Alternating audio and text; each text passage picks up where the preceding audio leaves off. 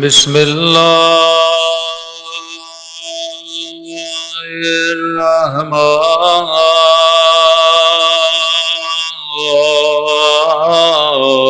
الرحیم الحمد للہ رب العالمین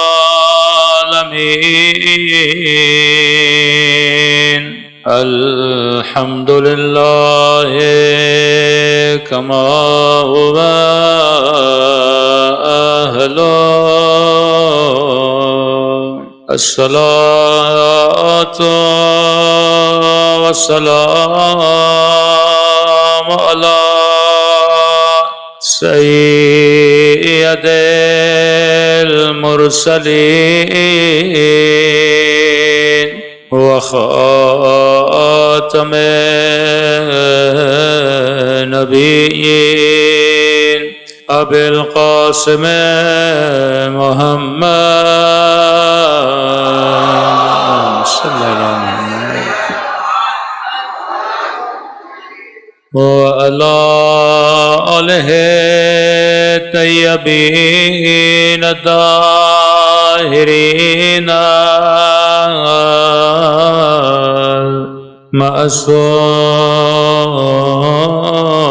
معصومین سب بل کی دعا امام سما اللہم کل ولیک حجت ابن الحسن صلواتک علیہ وعلى آبائه في هذه الساعة وفي كل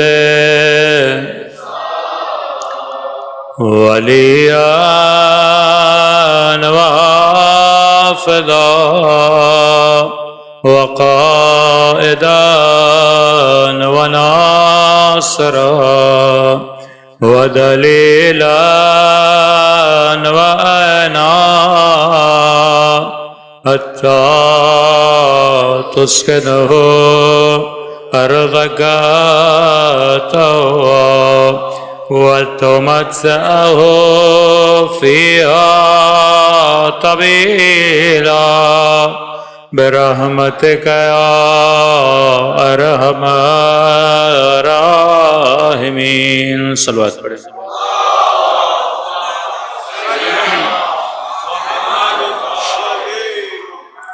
بسم اللہ الرحمن الرحیم رب اشرح لی صدری ویسر لی امری واحلل عقدۃ من لسانی یفقهوا قولی اما بعد فقد قال سبحانہ وتعالی بسم اللہ الرحمن الرحیم والعصر ان الانسان لفی خسر الا الذین آمنوا وعملوا الصالحات صلوات پڑھیں محمد وعلی محمد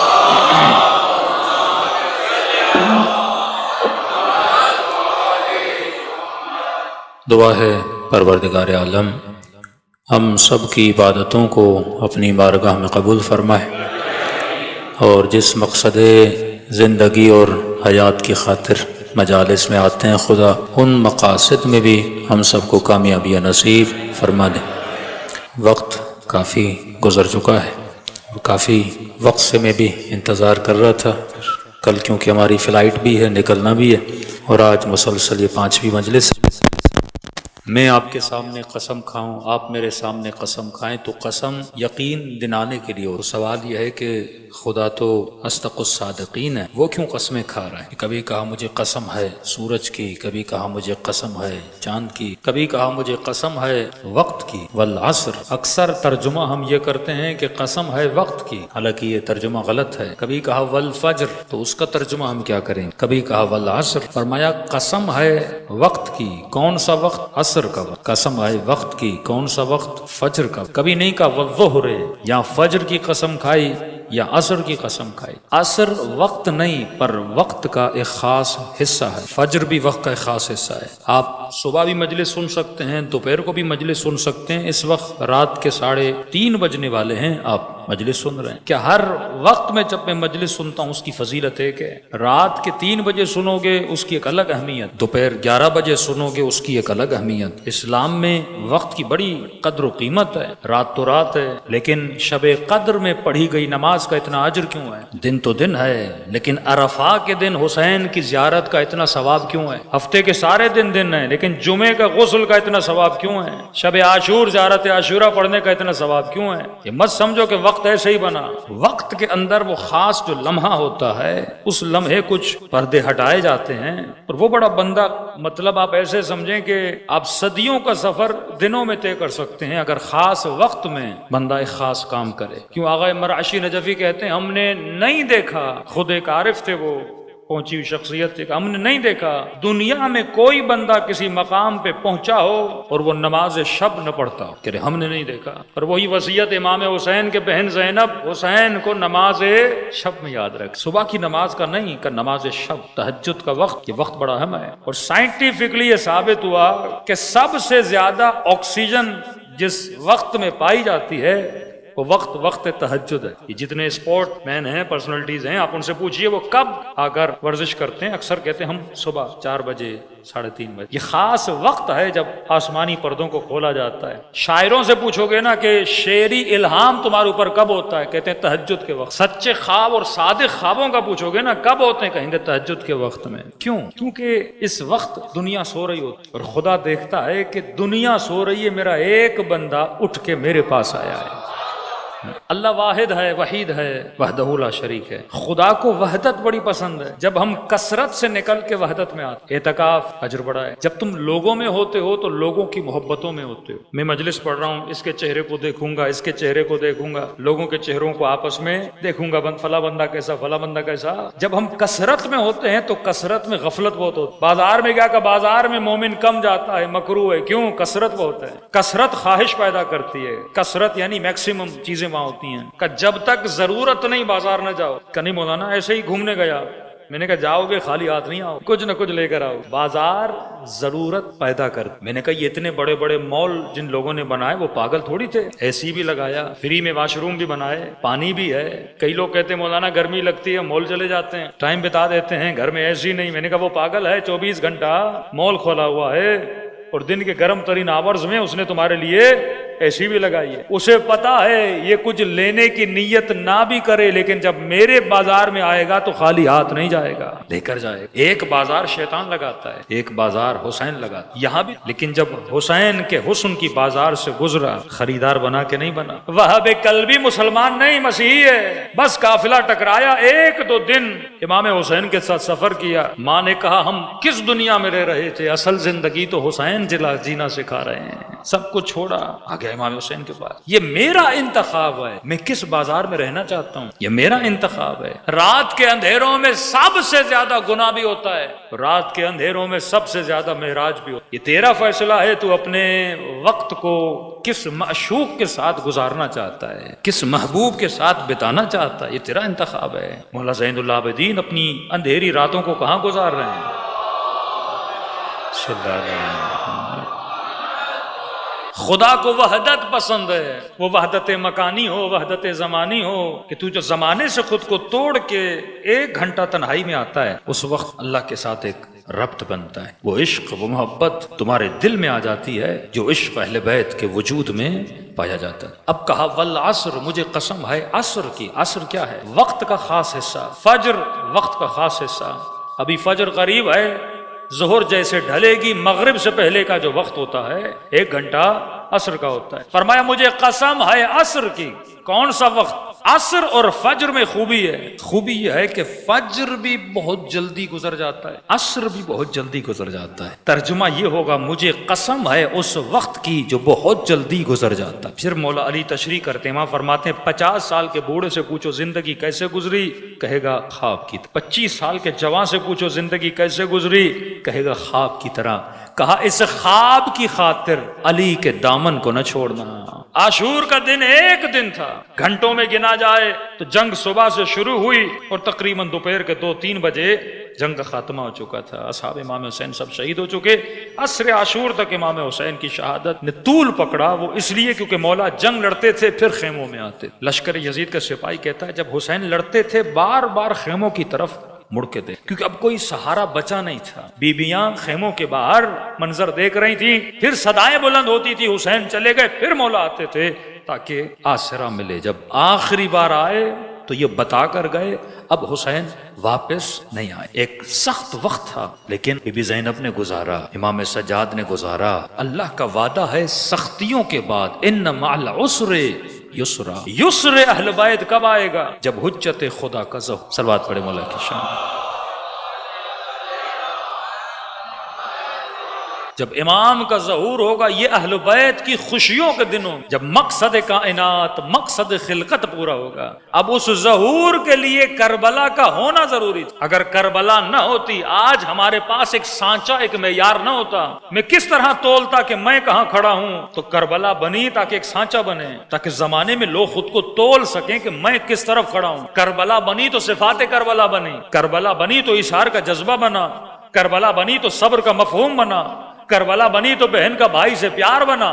اگر گھرانہ کربلائی ہو تو اس میں اخلاق وہی ہو جو سیدہ زینب کا ہے نا، کہ تعجب نہیں شوہر کو چھوڑا، بچوں کو قربان کیا، بھائی کی محبت میں نہیں، امام کے عشق میں۔ اس نگاہ سے نہیں دیکھو کہ ایک ماں اپنے بچے کو قربان کر رہی ہے اور اپنے شوہر پہ قربان کر رہی ہے، نہیں، بی بی رباب بچہ قربان کر رہی تھی امام پر، ایک خاتون اپنا بچہ قربان کر رہی ہے مولا حسین پر، بولتی مولا حسین میں کربلا نہیں چلتی، میں مدینے رہتی ہوں، لیکن نہیں، اطاعت امام اتنی ہے، بہن بھی آئی، بھائی بھی آئے، اولادیں بھی آئیں، بھائی کی بیوی اور وہ بھی اپنے بچے لے کر آئی۔ مطلب یہ گھرانہ حسینی گھرانہ ہے۔ لیکن سوال یہ گھرانہ کیسے بنے گا؟ ہم کثرتوں سے نکل کر وحدتوں میں کب آئیں گے؟ ہمیں یہ کب احساس ہوگا کہ یہ وقت جس میں ہم زندگی گزار رہے ہیں یہ وقت گزر جاتا ہے؟ داڑھی کے بال آج کالے ہیں کل سفید ہوں گے، آج جسم میں طاقت ہے کل نٹھال ہوگا، آج تیرے اندر توانائی ہے کل تو بستر پہ لیٹا ہوگا، آج تو لوگوں کے جنازے اٹھا رہا ہے کل تیرا جنازہ اٹھایا جائے گا۔ اس وقت کو تو نے کیسے استعمال کیا؟ فرمایا وقت کے اندر سفر کرنے کے لیے ایک صفت کا ہونا بہت ضروری ہے، اور اس صفت کا نام ہے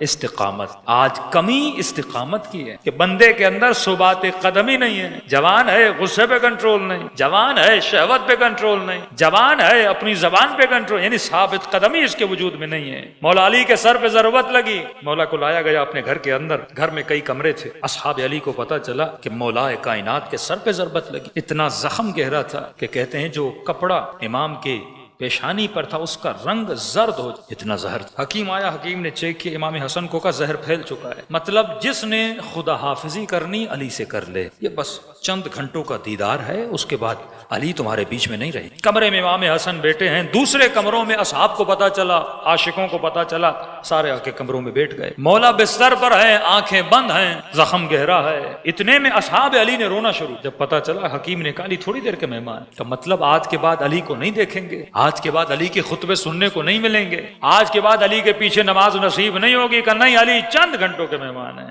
اتنے میں لوگوں نے مولا کے فضائل پڑھنا شروع کر، کوئی قصیدے پڑھنے لگا، کوئی مولا کی شان بیان کرنے لگا، ان سب میں ایک اٹھا اور اس نے بلند بلند آواز میں علی کے قصیدے پڑھنا شروع کیے۔ آواز اتنی بڑی تھی کہ مولا کے کانوں سے ٹکرائی اور مولا نے بڑی مشکل سے اپنی آنکھیں کھولی، اشارہ کیا امام حسن کا بیٹا ادھر آ گا، جی بابا، کہ یہ کون ہے جو میری شان میں اتنے قصیدے پڑھ رہا ہے؟ کہ بابا حجر ہے، حجر ابن عدی، کہ ذرا کمرے میں بلا حجر۔ حجر مولا کے کمرے میں آئے، امام نے فرمایا حجر بڑے قصیدے پڑھ رہا ہے علی کے، کہ مولا آپ سے عشق ہے، آپ سے محبت ہے۔ کہ حجر ایک بات تو بتا، کھانا کھایا ہے؟ کہاں مولا۔ بچے گھر میں صحیح سالم ہے؟ جی مولا۔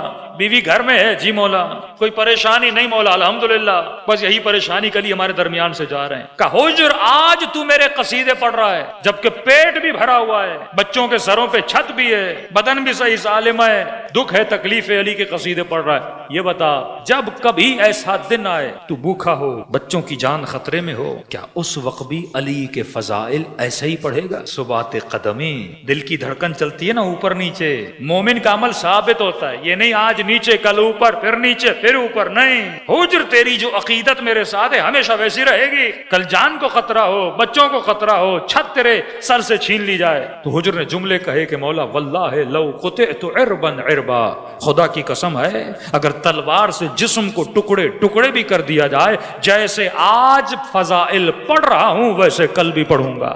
کہتے ہیں وقت بدلا، علی چلے گئے، بڑی تیزی سے بدلا وہ وقت جو بہت جلدی گزر جاتا ہے۔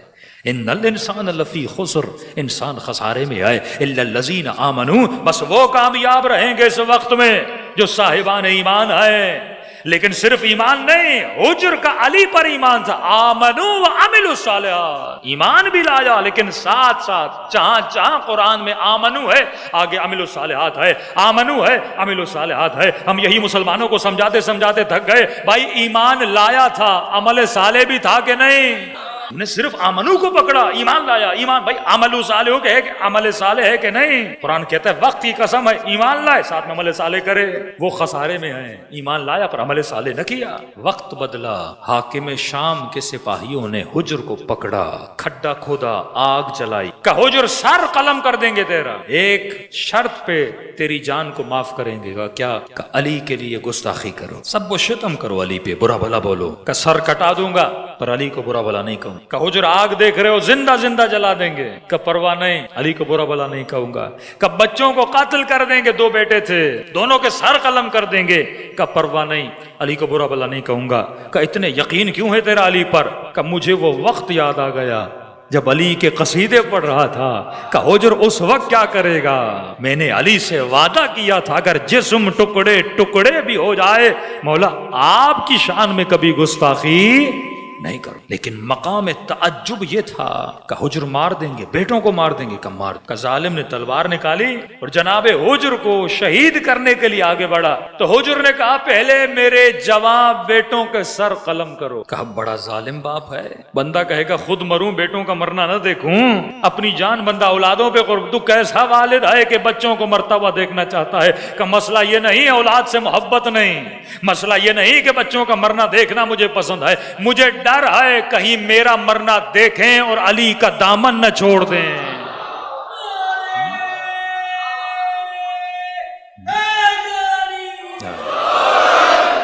لہذا اپنی نظروں کے سامنے پہلے ان کو جنت بھیجوں گا پھر خود جاؤں۔ موت ایک لمحہ ہے، موت ہاں دیکھنے والے کو موت بڑی مشکل لگتی ہے نا، جس پہ آتی ہے اس کے لیے کچھ بھی نہیں ہے، وہ بم کی موت ہو، وہ گولی کی موت ہو، وہ خنجر کی موت، موت ایک لمحہ ہے۔ امام خمینی کا بہت پیارا جملہ فرماتے ہیں جس قوم نے مرنا سیکھ لیا یا جس قوم نے موت کا خوف اپنے اندر سے نکال لیا، دنیا کی کوئی طاقت اسے شکست نہیں دے سکتی۔ اور کہا جو قوم موت سے ڈرتی رہے گی، پیارا جملہ کہا موت لمحہ ہے، موت لمحہ ہے، لیکن جو قومیں موت سے ڈرتی ہیں نا دشمن انہیں ہر لمحہ مارتا ہے، وہ ڈر کے مارے اپنی موت کو ایکسپیرینس کرتے رہتے ہیں۔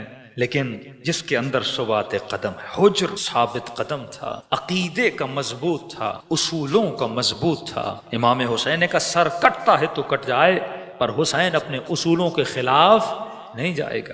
آج مومن سوچے میرے اصول کیا ہیں، اپنے اصول نہ بنا، اصول وہی ہے جو آل رسول کا اصول۔ بوڑھی خاتون 7ویں امام کے پاس آتی ہے، کہتی مولا بڑی بیمار ہوں۔ امام نے کہا حکیم کے پاس چلی گئی، حکیم کو دکھایا، واپس آئی، مولا حکیم کی دوا لوں کہ نہیں لوں؟ امام نے کہا جب بھیجا ہے حکیم کے پاس تو جو حکیم کہے وہ کر۔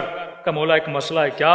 مولا حکیم نے کہا شراب پی، اب آپ بتائیے۔ امام نے کہا حکیم کا مشورہ ہے، پیو گی درد کم ہو جائے گا۔ کہ مولا میرا حکیم سے لینا دینا نہیں، میں آپ سے پوچھنا چاہتی ہوں۔ استقامت دیکھیے نا مومن کی، مولا آپ سے پوچھنا چاہتی ہوں۔ کہ دیکھو اگر میری مرضی جاننی ہے تو مجھے پسند نہیں، تو نجاست پیے، اثر آئے گا وجود میں، تکلیف برداشت کر سکتی ہو کرو، وقت گزر جاتا ہے، تکلیفیں گزر جاتی ہیں۔ اس نے کہا مولا جو آپ کہیں گے وہ کروں گی، چاہے موت بھی آتی ہے تو آ جائے۔ آج کا جوان فائدے کے پیچھے، مولانا نماز کا کیا فائدہ ہے؟ اور کچھ ہمارے مولانا حضرات ہیں نا جو وظیفے زیادہ پڑھتے ہیں، لوگ بہت دیکھتے ہیں 2 رکعت نماز پڑھو یہ ہو جائے گا، یہ ذکر کرو یہ ہو جائے گا، مطلب ہم مطلبی بہت ہیں، عبادت میں فائدہ تو کریں گے، عزاداری میں فائدہ تو کریں گے، یہ چیزیں نکال دو۔ اگر دین میں فائدے کو دیکھ کے عمل کیا جاتا تو یہودی بھی کرتے۔ کئی لوگ ہیں نا کہتے ہیں مولانا سائنس نے بولا یہ کام کرو، یہ تو مولا علی نے پہلے بولا تھا، اب سے میں کروں گا، اب سے تو کرے گا تجھے ثواب نہیں ملے گا کیونکہ تو سائنسدان کے کہنے پہ کر رہا ہے، علی کے کہنے پہ نہیں کر رہا۔ بیچ میں داڑھی کا فیشن آ گیا، ہر بندہ داڑھی رکھ رہا تھا. میں نے کہا پہلے نہیں رکھتے تب کیوں؟ کہ مولانا فیشن ہے. میں نے کہا اس کا ثواب تجھے نہیں ملے گا. اگر تو علی کی وجہ سے رکھتا تو ثواب ملتا، تو فیشن کی وجہ سے رکھ رہا ہے. وہ نیتوں کو پرکھتے ہیں کہ تیرے اندر استقامت کتنی ہے. استقامت لا اپنے وجود میں، پھر دیکھ اہل بیت تمہارے مقام کو کتنا اعلیٰ ترین مقام پہ لے جاتا. کربلا استقامت کا میدان، اصحاب حسین نام ہے استقامت. یہ نہیں کہ یہ استقامت صرف کربلا میں تھی. جن نوجوانوں کو تھوڑی بہت لینگویج آتی ہے، ٹرانسلیشن کی بک پڑھنا جانتے ہیں، آپ کئی اقوام میں حزب اللہ کی استقامت دیکھیں، اللہ نے فتح دی اسرائیل. ایرانیوں کی استقامت دیکھیں، صدام کے سامنے 8 سال لڑنا، 2.5 لاکھ کے قریب شہید دینا. ایک ایک ماں نے اپنے 5 بچے کہ ڈاکٹر اسرار کہتا ہے جب میں نے یہ منظر دیکھا نا، سامنے ٹینکیں کھڑی ہیں اور مائیں شیر خوار بچہ اپنے سینے سے لگا کے شاہ کو کہہ رہی ہیں پہلے ہمیں مار، خود بھی قربان ہوں گی، بچے کو بھی قربان کریں گی. کہتا میں سمجھ گیا اس قوم نے کربلا سے قربانی کا درس لے لیا. اب ایسی قوموں کو کوئی شکست نہیں دے سکتا. جنرل مشرف کو فون آتا ہے ہمیں اجازت دے افغانستان پہ حملہ کریں، نہیں دو گے تو ہم یہ کر لیں گے. فوجی کے ساتھ جو ڈر جائے، ریزن دینے لگا میں ڈر گیا تھا، امریکہ یہ کر دیتا، امریکہ وہ کر دیتا. اللہ پہ بندہ یقین رکھے نا، وہ قومیں تباہ ہو جاتی ہیں جن کا ایمان پروردگار عالم پر نہیں ہوتا. کربلا استقامت کا نام ہے. اپنی اقلیت کو نہ دیکھ، اپنے ایمان کو دیکھ. یزید نے جو پلان بنایا تھا وہ کیا تھا؟ آل رسول کو قتل کر دوں گا، لیکن خدا کا وعدہ کیا تھا؟ انا اعطیناک الکوثر فصل لربک وانحر ان شانئک هو الابتر. اے حبیب تیری نسل چلتی رہے گی، تیری دشمن کی نسل کو ابتر بنا دوں گا. آج جا کے دیکھیے کوئی قبیلہ نہیں ملے گا آپ کو جو یہ بولے ہم ابو سفیان کی نسل میں سے، لیکن پوری دنیا میں کئی قبیلے ملیں گے جو آل علی میں سے ہیں. اللہ کا وعدہ ہے. میرے چھٹے امام فرماتے ہیں خدا کا ایک اصول ہے، صلوات پڑھے محمد. خدا کا ایک اصول ذہن میں رکھو، اللہ مظلوم کو برکت دیتا ہے، مظلوم کو برکت دیتا ہے. پورے عالم اسلام میں اکثریت کس کی ہے؟ شیعوں کی ہے یا دوسروں کی؟ دوسروں کی. لیکن پورے عالم اسلام میں دشمن اسلام اگر کسی سے ڈرتا ہے تو کس سے؟ اسرائیل شیعوں سے ڈرے، امریکہ شیعوں سے ڈرے. بھئی اکثریت میں وہ ہیں ڈرتا اقلیت سے. تو خدا مظلوم کو، یہ معجزہ نہیں تو اور کیا ہے؟ 500 سال شیعوں کو مارا گیا، 200 سال امویوں کے، 300 سال عثمانیوں کے. 500 سال میڈیا، حکومت، پاور، فوج سب دشمن کی. لیکن وہ عثمانی کہاں گئے؟ آج ترکی میں نہ اسلام ہے، نہ اسلام کا نام ہے، نہ پردہ رہا، نہ لینگویج رہی، نہ الفابیٹ رہے، تباہ ہو گئے. کہاں گئے بنو امیہ؟ کہاں گئے بنو عباس؟ آج بھی دنیا میں اگر کوئی اسلامی حکومت اسلامی اصولوں پر بنائی ہے تو وہ علی والوں نے بنائی ہے. آج بھی دشمن اگر ڈرتا ہے، اب تصور تو کریں 40 ممالک ایک طرف، یمن آپ کے پاس، مطلب مومنوں کے پاس، سیریا چلے جائیں الحمدللہ زیارتیں بڑے سکون سے لوگ جا کے کر رہے ہیں، پورا حلب ولب سارا مومنوں کے پاس. کمال نہیں کہ ہمارا دشمن آیا ہمارے دشمن کو مارا اور عراق کو پلیٹ میں رکھ کے شیعوں کو دے دیا. مطلب جہاں جہاں امریکہ گیا ہے نقصان ہمارا نہیں ہوا، فائدہ ہوا. گیا نقصان کرنے، الٹا فائدہ شیعوں کو دے کر گیا. آج عراق میں آپ ہیں، آج یمن میں آپ ہیں، آج سیریا آپ کے پاس ہے، حزب اللہ لبنان آپ کے پاس ہے. دنیا کی طاقتیں آپ سے ڈرتی ہیں اور دن بدن فیوچر بڑا برائٹ ہے، آپ کو نظر آئے گا. یہ جو اوکرائن کی وار چل رہی ہے اس کے لانگ ٹرم آپ کو پتا چلے گا، کیونکہ میرے چھٹے امام کا فرمان صلی اللہ علیہ وسلم. اگر ہم مظلوم نہ ہوتے خدا برکت نہ دیتا، کیونکہ ہم مظلوم ہیں. قتل تمہیں کیا گیا، گلے تمہارے کاٹے گئے، بم تمہاری مسجدوں میں پھوڑے گئے، گولیاں ہمارے جوانوں کو لگیں، ڈاکٹر ہمارے مرے، وکیل ہمارے مرے. مظلوم ہی ہوئے نا. کون سی قوم ہے جسے اتنا مارا گیا ہو؟ بڑوں کو نہیں، بچوں کو، عورتوں کو بسوں سے اتار کر قمیصیں اور پیٹھ کو دیکھ دیکھ کر ان کو مارا گیا. ایک حقیقت ہے. لیکن کیا شیعہ کم ہو گئے؟ اللہ کا وعدہ ہے وہ مظلوم کو برکت. مثال میرے امام نے بہت پیاری. امام نے اپنے صحابی کو کہا کبھی بکریوں کو دیکھا ہے؟ ہاں مولا. بکری مظلوم ہے کہ نہیں؟ کہ جی مولا بہت کٹتی ہے. اندازہ لگاؤ ایک مہینے میں کراچی میں کتنی بکریاں کٹتی ہیں اندازاً. ایک مومن الٹیمیٹم نکالا کہ مولانا تقریباً 25,000 بکرے کٹتے ہیں دن میں. صرف کراچی میں 25,000 بکرے ایک دن میں کراچی میں کٹتے ہیں. اور ڈیلی کتنے کتے کٹتے ہیں؟ کتنے کتے کٹتے ہیں ڈیلی؟ بہت ایکسیڈنٹلی گاڑی کے سامنے آ جائے تو مر جائے، پھر بھی نہیں مرتا. 1-2 کتے پہ میں نے گاڑی چڑھائی ہے پھر کھڑا ہو جاتا ہے. کئی کہتے ہیں مولانا یہ صدام کی جب حکومت بڑھ رہی تھی یا یہ نظام فاسق و فاسق کے حکمرانوں کی عمریں بڑھ رہی تھی، ہاسپٹل میں جاتے ہیں پھر بچ کے آ رہے تھے، پھر جا رہے تھے. میں نے کہا یہ بڑے سخت جان ہوتے ہیں، یہ مرنے کا نام ہی نہیں لیتے. مظلوم بکری کٹتی سب سے زیادہ ہے، مظلوم ہے، دکھنے میں مظلوم، کسی کو نقصان نہ دینے والا حیوان. قربان مظلوم ہے. ایک دن میں کراچی میں 25,000 بکریاں بکرے کٹے ہیں, لیکن میرے مولا فرماتے ہیں کتا ایک بھی نہیں کٹتا. کبھی دیکھا ہے کوئی ایسا لشکر جرمٹ کتوں کا کہ 200 کتے ساتھ جا رہے ہوں, 400 کتے ساتھ جا رہے ہوں, 500 کتے ساتھ جا رہے ہوں؟ کہ نہیں مولا, کہ جب کہ کٹتے بھی نہیں ہیں, اتنے ساتھ نظر بھی نہیں آتے. بکریاں ڈیلی کٹتی ہیں, ہزاروں کی تعداد میں کٹتی ہیں, لیکن پھر بھی تجھے نظر آئے گا کہیں پہ 500 بکریوں کا جرمٹ ساتھ جا رہا ہے. کہ اللہ مظلوم کو کیا دیتا ہے؟ برکت دیتا ہے. شیعوں کے گلے کٹ رہے ہیں پر جلوس کی صورت میں نظر کون آتے ہیں؟ اگلا جملہ سخت ہے, میں بولنا نہیں چاہوں گا. 40 میں ملین کی تعداد میں کون جا رہے ہیں؟ گلے ہمارے کاٹو اور ڈرتے بھی ہماری تعداد سے. 22 ملین لوگ 40 کی واک میں جاتے ہیں. پاکستان میں جب مشی ہو رہی تھی لوگ پریشان تھے. محرم میں تو لگتا ہی ایسا ہے کہ پورا پاکستان شیعہ ہے. یہ خدا نے برکت دی ہے کسے؟ مظلوم. تو کبھی اپنی مظلومیت پہ رویا نہ کرو. مظلومیت افتخار ہے, اور جب شیعہ مقابلے کرنے پر بھی آتے ہیں تو خدا نے ان کو وہ طاقت بھی دی ہے, کیونکہ یہ کسی میدان کو چھوڑ کے بھاگتے نہیں ہیں. تبھی آج بھائی فلسطینی, اردن, مصر, سیریا, ایجپٹ, یہ سب لوگوں نے ساتھ میں اٹیک کیا تھا اسرائیل پہ, جیت نہیں سکے. لیکن جنہوں نے علی کا نام لیا, آج جنگی حالات یہاں بیان نہیں کرنا چاہتا, لیکن ایک حوصلہ ملتا ہے نا. کربلا ایک رول ماڈل ہے. شہید حججی کا گلا کٹا, آپ دیکھیں کس بہادری کے ساتھ جا رہا تھا, چہرے پہ ذرہ برابر ندامت نہیں تھی. شہادت ایک مقام ہے, شہادت ایک رتبہ ہے, شہادت ایک افتخار ہے. ہمارا کوئی امام نہیں جو شہید نہ ہوا ہو. ہر امام کو خدا نے مقام اللہ کی راہ میں جان دینا, جذبہ جہاد کو پالنا, یہ جذبہ حسینی جذبہ ہے. یہ سمجھاتا ہے کہ دنیا مقام فنا ہے, تو بقا سے محبت کرنے آیا. اور شہید کا مقام فرماتے ہیں, شہید جب دنیا سے جاتا ہے وہاں آنکھ کھولتا ہے, اس کا سر دامن حسین میں ہوتا ہے. ہاں, امام حسین کی زیارت, چہرہ امام حسین اتنا حسین ہے. ایک مرتبہ آپ کو زیارت ہو جائے نا, دنیا کا حسن انسان بھول جاتا ہے. عشق حسین لبریز ہو جاتا ہے. کئی مومنوں نے کہا کہ مولانا ہم پہلی مرتبہ جب کربلا گئے, ایک ربط بنتا ہے کربلا جانے کے بعد, کہ مولانا 3 سال ہو گئے ابھی تک میں کربلا گیا نہیں, لیکن ڈیلی خواب میں دیکھتا ہوں میری روح حسین کی زری کی طرف جا رہی. کریم میں ایک تاجر تھا, تجارت کرنے گیا, نقصان ہوا. کوفے کا رہنے والا, گھر آیا, بیوی نے کہا کچھ کما کر لائے کہ نہیں, کہ بہت نقصان ہوا. کہ گھر میں کھانے پینے کے لیے کچھ بھی نہیں. اس کی ایک بیٹی تھی 4 سالہ. بیٹی نے کہا کہ بابا پورے کوفے کے بچوں کے والدین اکثر لڑنے کے لیے گئے, آپ کچھ نہیں لائے.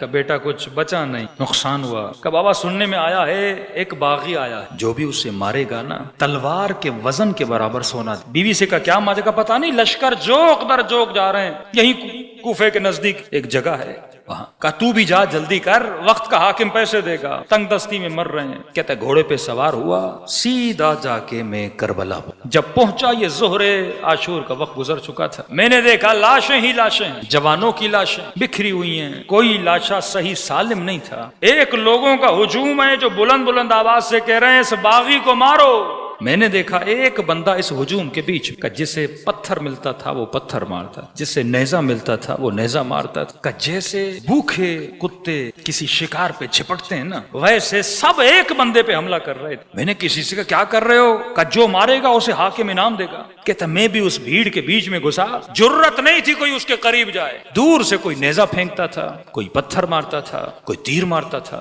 کہتا میں بھی آگے بڑھا, میں نے زمین سے ایک پتھر, میں نے کہا میں بھی ماروں تاکہ امیر سے انعام لے لو. کہتا سب کہہ رہے تھے باغی ہے باغی ہے باغی ہے. میں نے پتھر لیا, جب مارنا چاہا تو میری نگاہ اس کے چہرے پہ پڑ گئی. جب چہرہ دیکھا تو بڑا نورانی, ماتھوں پہ سجدے کے نشان. میں نے کہا یہ کیسا باغی ہے جو نمازی بھی ہے. ایک مرتبہ میرا ہاتھ روکا, میں نے پتھر پھینکا. میں نے کہا کہیں ایسا نہ ہو غلطی کروں, قیامت کے دن اللہ کے سامنے شرمندہ ہو جاؤں. حاکم اتنا نیک نہیں ہے. میں نے کہا آگے بڑھتا ہوں, اسے سلام کرتا ہوں. اگر جواب دیا تو مسلمان ہے, اگر جواب نہیں دیا تو باغی. اس زمانے میں مسلمان کی پہچان یہی تھی, سلام کرو, جواب دے گا تو مسلمان ہے. آگے بڑھا, میں نے کہا السلام علیکہ ایھا الشیخ الکبیر, اے بوڑھے تجھ پر میرا سلام. کہا اس نے اپنا چہرہ اٹھایا, آنکھوں میں وہ جلال تھا, مجھے دیکھا, کہا وعلیکہ السلام, تجھ پر بھی میرا سلام ہو. میرا نام لیا, مجھے کہا تو نے تو خط لکھا تھا, تو یہاں کیا کر رہا ہے؟ میں پریشان ہوا, آپ ہیں کون جسے میرا نام پتا ہے؟ کہ خط کس سے لکھا تھا؟ کہ اپنے مولا حسین کو لکھا تھا. کہ حسین کو دیکھ بھی رہا ہے, پہچان نہیں رہا. بڑی دیر کر دی تو نے آنے میں، یہ بتا تو اس لشکر میں کیا کر رہا ہے؟ اب تصور کرو پوری زندگی امام زمانہ کا انتظار کرو، ایک دن اپنے مولا کو پتھر مارنے جاؤ، کیا گزرے انسان کا کہ جب پتا چلا نا حسین علی کا بیٹا، کہاں حسین ہو، کہا پورا بدن کانپنے لگا، خود کو مولا کے قدموں پہ گرایا۔ میں نے کہا مولا خدا کی قسم ہے مجھے نہیں پتا، میں تجارت پہ کیا کمانے کے لیے مولا نقصان ہوا، پتا چلا کوئی باغی ہے کوئی لشکر ہے، مجھے نہیں پتا آپ نواز رسول ہیں۔ کہتا میں نے نیام سے تلوار نکالی، میں نے کہا مولا اپنی سانس کے آخری لمحے تک آپ کا دفاع کروں۔ امام نے کہا تلوار کو نیام میں ڈال، شہداء کی فہرست بند ہو چکی، تیرا نام شہداء میں، کوفے چلا جا، تیری بیٹی تیرا انتظار کر، تیری بیوی تیرا انتظار کر رہی۔ کہا مولا دونوں آپ پہ قربان، اپنی جان آپ پہ قربان۔ کہا نہیں تیرا نام نہیں ہے، حکم امام ہے، واپس چلا جا۔ میں پوچھوں مولا حسین اسے کیوں واپس بھیج رہے؟ مولا کی آواز آئے گی کوئی تو ہو نا کوفے میں ہم سے پیار کرنے والا، شاید سکینہ پانی مانگے، کوئی تو ہو میری بچی کو پانی پلانے والا، کوئی تو ہو میری ماں بہنوں کو چادر دینے والا۔ کہا نا میرا حکم ہے چلا جا۔ کہتا ہے روتا ہوا، اصرار کیا، اجازت نہ ملی، مولا حسین سے دور ہوا، تھوڑا دور ہی ہوا تھا، پھر پیچھے سے آواز آئی ذرا میرے قریب آ۔ کہتا ہے دوڑا دوڑا گیا، شاید حسین راضی ہو گئے کہ میں جہاد کروں، اپنی جان کو قربان کروں۔ میں نے کہا مولا لڑوں؟ کہ اس لیے نہیں بلایا، امام ہے امام، کتنا پیار کرتا ہے ہم سے۔ کہا مولا پھر کیوں بلایا؟ راوی کہتا ہے حسین نے اپنے ہاتھ سے انگوٹھی نکالی، کہ ہاتھ آگے بڑھا، کہ میرے ہاتھ پہ حسین نے انگوٹھی رکھی۔ میں نے کہا مولا یہ کس لیے دے رہے ہیں؟ کہ جب تو سفر پہ گیا تھا تیری بیٹی نے تجھ سے انگوٹھی مانگی تھی۔ کب بیٹیاں بابا سے بڑا پیار کرتی ہیں، جب باپ سفر پہ جاتا ہے نا راہیں تکتی رہتی ہیں کہ میرا بابا میرے لیے کچھ لائے گا۔ پہلے سفر پہ کیا خالی ہاتھ گیا، اب گھر خالی ہاتھ نہ جانا۔ مجھے پتا ہے بیٹیاں کتنا پیار کرتی ہیں، یہ انگوٹھی جا کے بیٹی کو دینا، بس اتنا بتانا جیسے تو مارنے گیا تھا وہ باغی نہیں تھا، وہ نمازی تھا۔ مجھے نہیں پتا مولا حسین کے ہاتھ میں اور انگلیوں میں انگوٹھیاں کتنی، ایک انگوٹھی کا تو پتا چلا، لیکن جب اس لعین سے مختار نے پوچھا نا بتا تو نے کیا ظلم کیا، تو نے کیا ظلم کیا، جب ایک بندے سے پوچھا تو نے کیا ظلم کیا، کہا امیر مختار حسین کے لاشے کو سب لوٹ چکے تھے، کوئی کپڑے اتار کے لے گیا، کوئی کمر بند اتار کے لے گیا، کوئی امامہ اتار کے لے گیا، کہ جب میں لاشے پہ پہنچا نا کچھ بچا نہیں تھا۔ لعین پھر تو نے کیا کیا؟ کہ میری نگاہ حسین کے ہاتھ میں پڑی انگوٹھی پہ پڑ گئی، کہ میں نے بڑی کوشش کی انگوٹھی کو اتاروں، اتری نہیں، میں نے خنجر نکالا حسین کی انگلی کو کاٹ دیا۔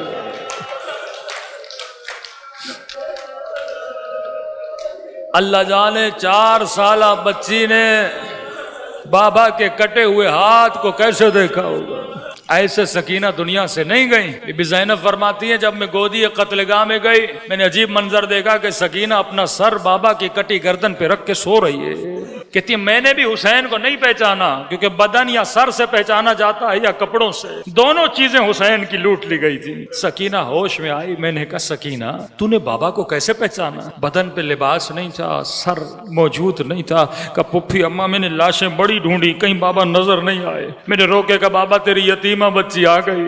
ایک مرتبہ کٹی ہوئی گردن سے آواز آئی الیہ الیہ، اے میری پیاسی بابا کے قریب آ، دلوں کو کربلا لے کر چلیں، سلام کریں آل رسول کی مظلومیت اور وہ استقامت پیدا کریں جو امام حسین ہم سے توقع رکھتے ہیں۔ مومن کے وجود میں استقامت ہو، کبھی بھی اس کے پاؤں لڑکھڑائے نہ، ثابت قدم رہے، اور اسی ثبات قدمی کے ساتھ اللہ ہم سب کو جنت بھیجے، قبر میں شفاعت حسین نصیب کرائے، دلوں کو کربلا لے کر چلیں۔ وقت تہجد ہے، سلام کریں اپنے مولا حسین کو اور دعا کریں خدا اس سلام کے صدقے میں ہم سب کو زیارت امام حسین نصیب کرے۔ السلام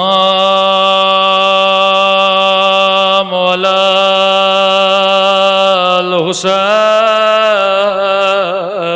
الحسین وعلی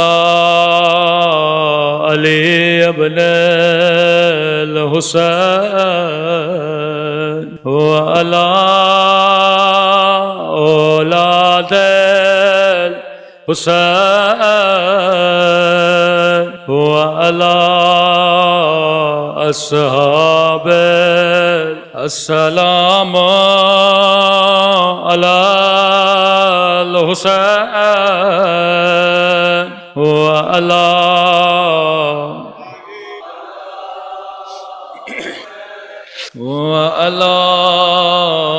اصحاب ایسا سلام کریں جیسے زینب نے سلام کیا. کبھی تھک تھک کے سلام نہ کیا کر. میرے عزیز تو پیاسا نہیں، تو بھوکا نہیں، تیرے بدن پہ زخم موجود نہیں، لیکن جب بی بی زینب سلام کر رہی تھی ہاتھ بھی بندے تھے. 3 دن کی پیاسی ایسے سلام کرو جیسے بی بی زینب کیا کرتی ہیں سب مل کے. السلام علی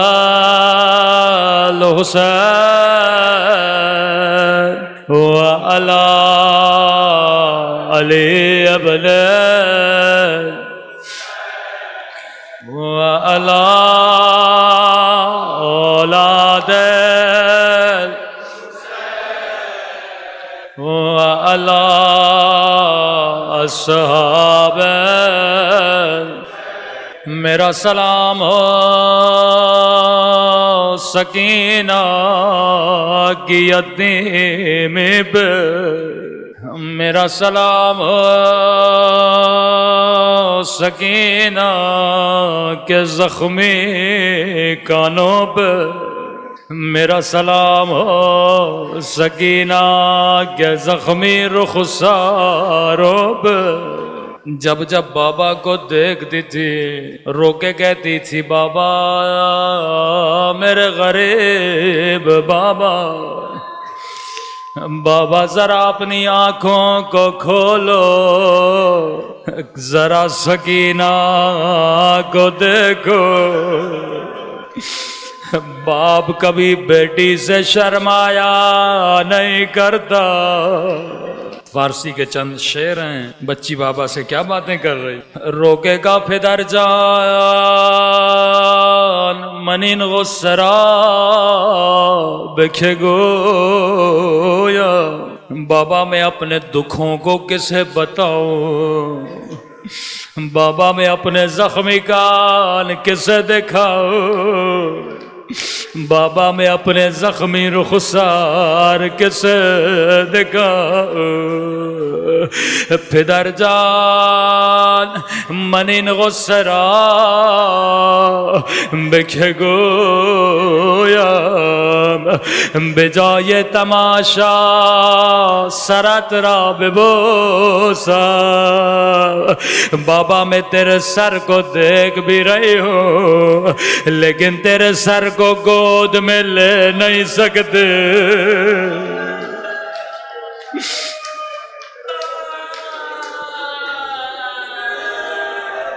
بڑی منت کی شمر تھوڑی دیر کے لیے مجھے میرا بابا دے دے، میں بابا کو سینے سے لگا لوں. بجائے تماشا سرت را ببوسا. بابا تیرے سر کو دیکھ تو رہی ہوں لیکن سکینہ تیرا بوسا نہیں لے پا رہے بابا. اگلا جملہ بڑا درد بھرا جملہ ہے. آواز کے ای کو تھوڑا کم کر دے. فرمایا میرے غریب بابا، فرمایا نظر کھول ای مہر عشق و امیدہ کہ من تنہا کودک قد خمید. اے میرے بابا ذرا آنکھیں کھولو، ذرا اپنی سکینہ کو دیکھو. بابا میں تاریخ کی واحد بچی ہوں، بابا جس کی کمر جھک گئی ہے.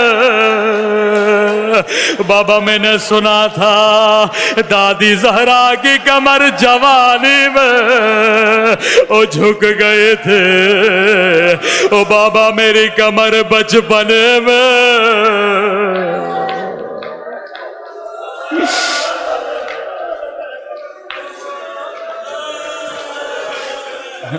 نظر کن ای مہر عشق و امیدم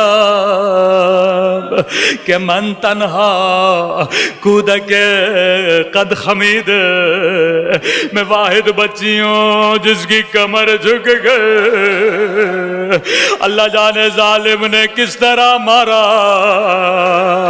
کہ سکینہ جب چلتی تھی زندہ کی دیواروں کا سہارا لیتی تھی۔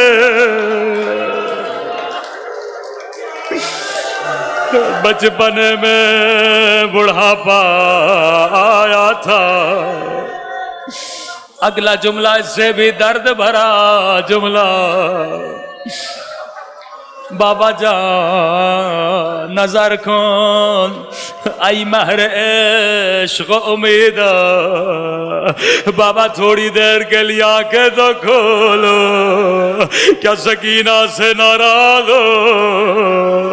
نظر کن ای مہر عشق و امید کہ من تنہا کودک منہ سفید، بابا ذرا آنکھیں کھولو، میں واحد بچی ہوں جس کے بال بچپن میں سفید ہو گئے۔ بابا دادی زہرا کے بال جوانی میں سفید ہوئے تھے، او بابا میرے بال بچپن میں سفید ہو گئے۔ بچی بابا سے بڑا پیار کرتے تھے، مولا حسین بھی سکینہ سے بڑا پیار کرتے تھے۔ جو صاحب اولاد ہو، یہ حسین کی تربیت ہے، بچوں کو ایسے پالا کرو جیسے حسین نے سکینہ کو پالا تھا۔ روایت کے جملے ہیں، امام حسین کی عادت تھی جب بھی نماز پڑھتے تھے مسجد میں پڑھتے تھے واجب نماز، لیکن مستحب نماز گھر میں جاتے تھے۔ کسی نے کہا مولا مستحب بھی مسجد میں ادا کریں، فرمایا گھر میں سکینہ میرا انتظار کر دیا۔ بچی بابا کے آنے سے پہلے 2 مصلے بچھاتے تھے، ایک مصلی اپنے لیے، ایک اپنے غریب بابا کے لیے۔ روایت بڑی سخت ہے، آج بی بی کے مصائب میں اسی لیے پڑھ رہا ہوں۔ فرمایا بچی کی عادت تھی 3 سال ننھی بچی جب سے ہوش آیا مصلی پہ یا بابا کے ساتھ بیٹھا کرتے تھے۔ جب سکینہ نے چلنا شروع کیا ننھا مصلی بچھاتی تھی میرا بابا آئے گا۔ 9 محرم تک سکینہ خیمے میں حسین کے ساتھ نماز پڑھتی رہے، لیکن روایت کے جملے ہیں جب عصر عاشور ہوئے، نماز عصر کا وقت ہوا، سکینہ نے خیمے میں 2 مصلی بچھائے، ایک مصلی اپنے لیے، ایک اپنے غریب الوطن بابا کے لیے۔ لیکن بابا آتے تو کیسے آتے؟ کون سمجھائے بچی کو سکینہ بابا نہیں آئیں گے؟ لیکن ننھے سے ہاتھوں کو اٹھایا کہ میرے اللہ میرے پردیسی بابا کی خیر ہو، ایک بار سکینہ کو بابا دکھا دے۔ راوی کہتا ہے اچانک سکینہ کو کسی کے چلنے کی آواز آئی، دوڑی دوڑی خیمے سے باہر گئے، شاید میرا بابا آیا۔ لیکن سنو گے سکینہ نے کیا دیکھا؟ دیکھا شمر ہے ہاتھ میں تادیانہ،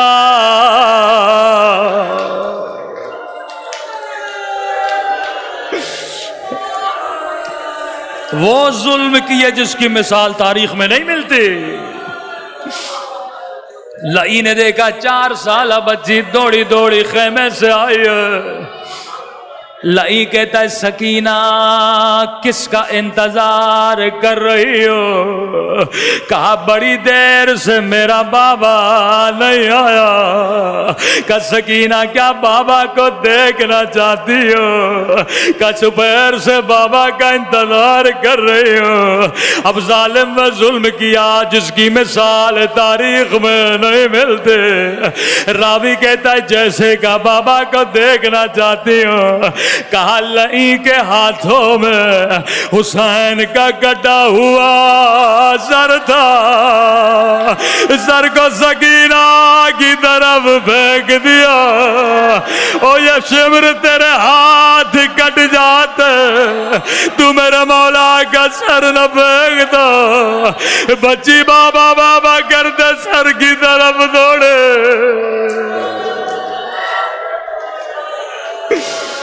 او میرے غریب بابا، او میرے پیاسے بابا، بابا تیرے گردن کی رگیں کس نے کاٹے؟ اب یہ تصور ہے شاید بچی نے بابا کا سر گود میں لیا ہو، اپنے ننھے سے ہاتھوں سے بابا کے چہرے سے مٹی ہٹانے لگے، کبھی ماتھے کا بوسہ لیا۔ بابا ظالم نے پانی پلایا تھا یا نہیں؟ روکے کا بابا اکبر کا لاشا تو نے اٹھایا، قاسم کا لاشا تو نے اٹھایا، عباس کے بازو تو نے اٹھائے، صبح سے لاشیں اٹھا اٹھا کر تھک گئے ہو نا۔ بابا 4 برس تو نے مجھے اپنے سینے پہ سلایا، او آج آجا میرے سینے پہ سو جا۔ بچی بابا سے پیار کر رہے تھے، یہاں شمر آگے بڑھا، بچی سے بابا کا سر چھینا، اتنے زور سے تماچے مارے کہ سکینہ بے ہوش ہو گئے۔